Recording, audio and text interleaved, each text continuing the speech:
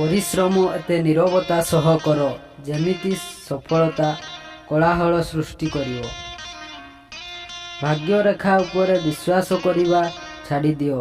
जेते बेले लोक बदली जाती तेबे भाग्य रेखा बा कि जिनिस।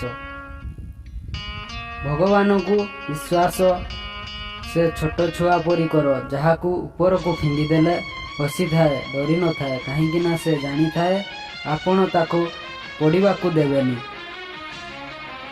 जरूरी नुहे कि मनीष सबुदिन मंदिर जाऊ किंतु कर्म एपरी हेबा दरकार मनीष जोठी भी जाऊ मंदिर सेठारे हो जाऊ।